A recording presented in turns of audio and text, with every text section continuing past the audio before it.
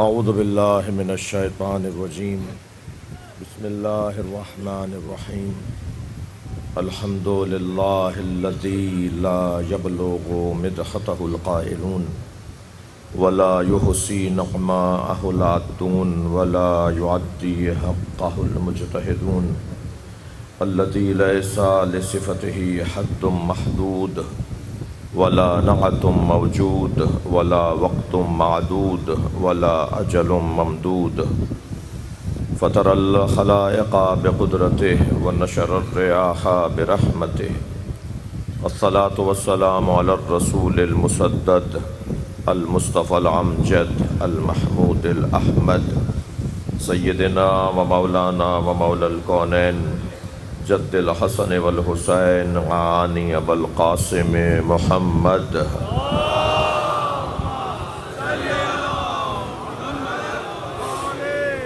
وآلہ الطیبین الطاہرین المعصومین الذین قال اللہ انما یرید اللہ لیذہب عنکم الرجس اہل البیت ویطہرکم تطہیرا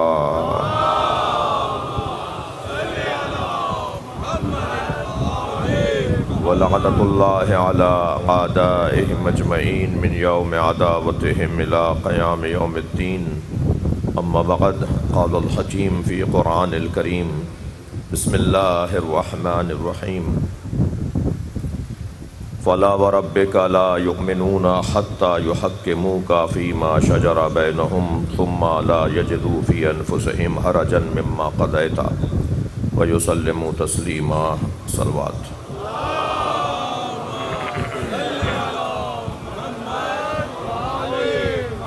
ایک اور صلوات۔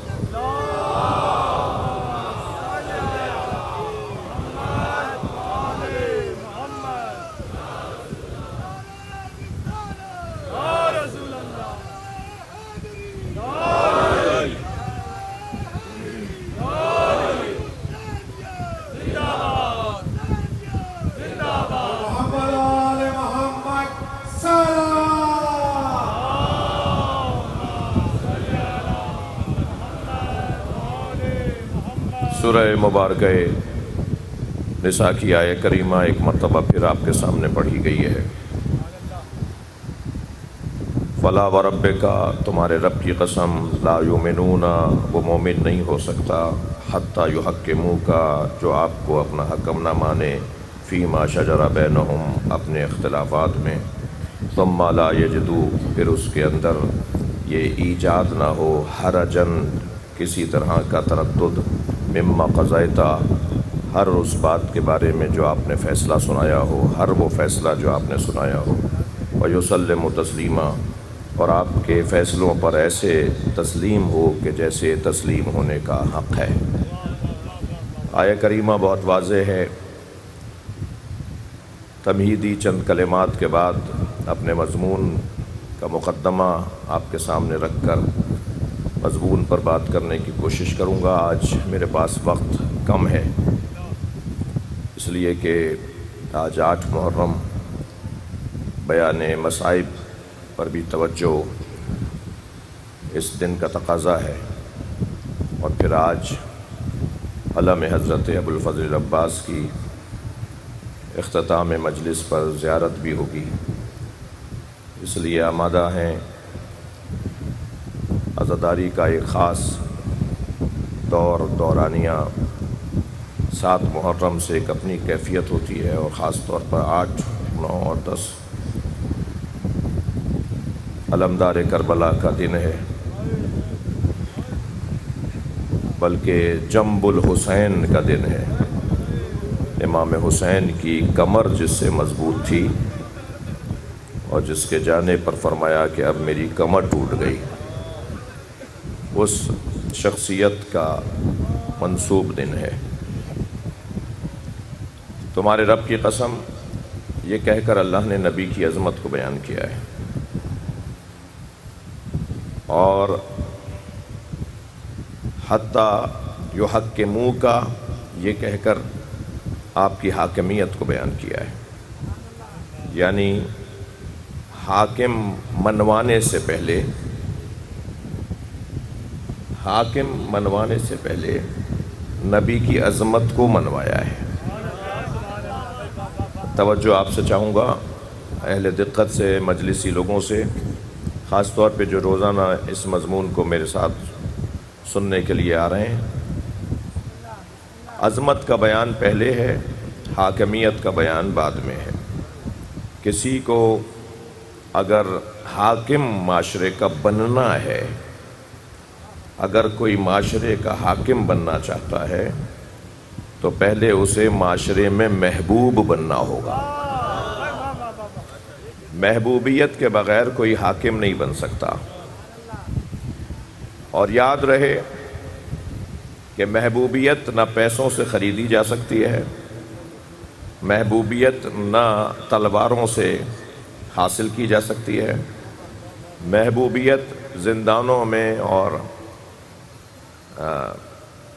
تختہ دار پر لٹکا کر حاصل نہیں کی جا سکتی۔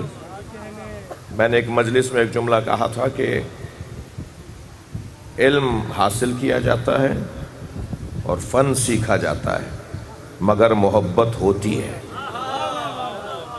محبت کے لیے نہ کسی مکتب میں جانا ہوتا ہے اور نہ ہی کسی عملی اور پریکٹیکل کے لیے اور کسی مشق کے لیے کہیں جانا پڑتا ہے۔ محبت ہوتی ہے۔ ابھی جو محبت ہوتی ہے تو یہ اس کا مطلب ہے کہ میرے ہاتھ میں نہیں ہے نا، اس کا مطلب ہے کہ کسی سے محبت کرنا میرے ہاتھ میں نہیں ہے۔ آپ کسی سے محبت کریں، ہم کسی سے محبت کریں، یہ ہمارے ہاتھ میں نہیں ہے۔ ہمارے ہاتھ میں نہیں ہے کا دوسرا نام لے دوں؟ مواحدوں سے خطاب کر رہا ہوں بھائی، ہمارے ہاتھ میں نہیں ہے اس کا مطلب یہ ہے کہ اللہ کے ہاتھ میں۔ اللہ دلوں میں، صلوات پڑھ لیں ذرا محمد و آل محمد۔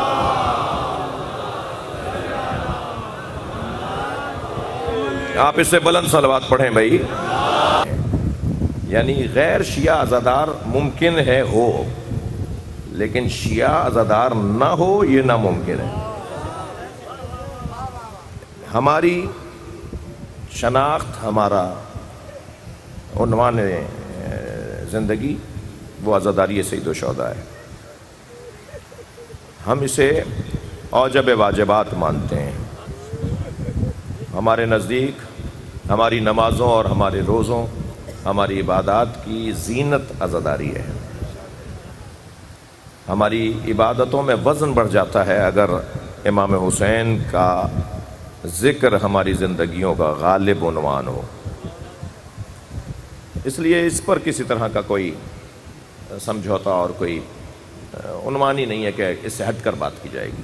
ہم اسے عبادت، اور عبادت بھی عبادت عظمیٰ مانتے ہیں۔ اور الحمدللہ اس بات کو بہت سارے لوگ سمجھتے ہیں اور ان کا ممنون ہوں، ان کے لیے دعا گو ہوں کہ جو اس عبادت میں ہمارے ساتھ تعاون فرماتے ہیں۔ جہاں کئی کمی کمزوری اور بے توجہی اور نیتوں میں بگاڑ نظر آتا ہے تو پھر ہم بات بھی کرتے ہیں، احتجاج بھی کرتے ہیں۔ ہم اب گفتگو کو پہلے رکھتے ہیں، گفتگو نہ سنی جائے تو پھر احتجاج کرتے ہیں۔ احتجاج پہلے نہیں ہوتا۔ مار دیا جیسے ہی اس بی بی نے یہ سنا کہ حسین کو کربلا میں پیاسا مار دیا، اس بی بی نے زمین پر پیر مارا اور کہنے لگی عباس کہاں تھا؟ عباس کہاں تھا؟ اجرکم علی اللہ۔ آوازیں بلند ہو گئیں۔ 8 محرم کی مجلس میں مجمع آ گیا۔ بشیر کہتے ہیں میں نے کہا بی بی عباس حسین سے پہلے مارا گیا۔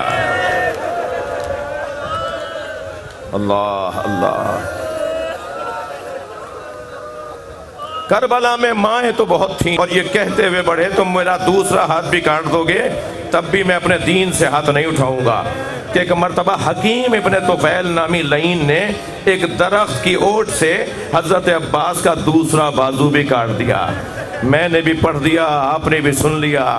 عباس ایک مرتبہ گھٹنوں کے درمیان تیر کا پھل لے کر اپنے سر سے، یہ جو تیر گیا ہے نا آنکھ کے ذریعے سر تک پہنچا ہوا ہے، ایک مرتبہ اسے نکالنا چاہا کہ سر پہ گرز آ کے لگا۔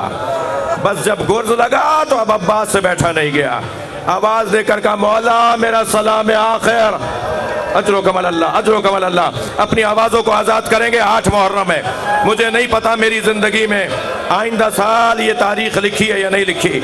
जिसके मजहब में रोना जायज़ है वो तकल्लुफ़ करके ना रोए। अब्बास से अलमदार घोड़े से ज़मीन की तरफ आए, आवाज़ दी मौला मेरा सलाम आखिर। मेरे मौला हुसैन ने कमर पकड़ ली, आवाज़ दी अल-आन इनका सरा ज़हरी। मौला पहुंचे हैं अब्बास के बदन मुबारक तक, अजरो कमल अल्लाह। थके नहीं अज़ादारो, 2 मंजिलें और ले लीजिए। आगे बढ़े तो क्या देखा कि अब्बास कुछ कह रहे हैं। करीब जाके सुना तो कह ये रहे थे, ए अशकिया, ए यजीदी सिपाहियों, इतनी देर और रुक जाओ, मेरा सर काटने में इतनी ताखीर डाल दो कि मेरा मौला मुझ तक आ जाए। इमाम करीब आए, सर हजरत अब्बास का अपने जानू पर लिया, हजरत ने सर हटा दिया, फिर जानू पर लिया, फिर मौला ने हटा दिया। तो इमाम ने पूछा अब्बास तुम अपना सर क्यों हटाते हो? फरमान लगे मौला ये शहजादों की जगह है, कहाँ जानू हुसैन और कहाँ गुलाम का सर। फरमाया अब्बास मेरी आरजू है अपना सर मेरे जानू पे रहने दो, मेरे भाई कोई वसीयत हो तो करो, अजर कमल अल्लाह। आवाज़ों को आज़ाद करें, पहुँचाएं अपनी आवाज़ को करबला तक। मैं मौला अब्बास को सलाम करके कह रहा हूँ मौला ये आपके अज़ादार आपको याद कर रहे हैं, एक मर्तबा अपना रोज़ा इन्हें दिखा दे, मौला इन्हें करबला बुला ले, अजरो कमल अल्लाह। फरमाया अब्बास कोई वसीयत हो तो करो। फरमाया मौला मेरी वसीयत ये है मेरा लाशा खैमे ना ले जाइएगा। अल्लामा नक्कन साहब फरमाते हैं ये इस वजह से भी फरमाया था जिसकी कमर टूट गई हो वो लाशा कैसे उठाए। ये इस वजह से भी फरमाया था कि अगर मेरे लाशे पे सकीना खाली कूजा लेकर आई, अजरो कमल अल्लाह, हक है, हक है, अल्लाह आपको कोई गम न दे। फरमाया अब्बास कोई और वसीयत हो। मौला जब दुनिया में आया था तो पहले आपका चेहरा देखा था, अब दुनिया से जाना चाहता हूँ, आपके चेहरे का दीदार चाहता हूँ। इमाम ने फरमाया अब्बास क्या चीज़ माने है? कहा मौला एक आँख में ज़ख्म है तो दूसरी आँख में खून है। मौला अगर मेरे बाजू सालिम होते तो मैं आपको जहमत ना देता। मौला हुसैन ने अपने अबा के दामन से अपने हाथ से, हुसैन मौला ने अपने हाथ से हज़रत अब्बास की आँख का खून साफ़ किया, चेहरे का दीदार किया, एड़ियाँ रगड़ना शुरू की। एक मरतबा आवाज़ दी मौला मेरे सराहने मेरे बाबा आ गए, मौला मुझे ले जाने के लिए बीबी आ गई। मौला हुसैन ने सीने से लगा के कहा अब्बास मेरी एक आरज़ू पूरी कर दो, अब्बास मेरी भी एक आरज़ू पूरी कर दो। मौला हुक्म करे कि एक मर्तबा भाई कह दो। यहाँ अब्बास ने सलाम किया, वहां अब्बास की रूह परवास कर गई। हुसैन लाशा छोड़कर अलम उठा के खैमों की तरफ बढ़े। सकीना बीबी ने अलम आता देखा तो आवाज देकर कहा बच्चों मैं नहीं कहती थी मेरा चचा पानी जरूर लाएगा, आओ बच्चों पानी आ गया। सामने खाली अलम देखा, अब ऐ सकीना चचा का इंतजार न करो।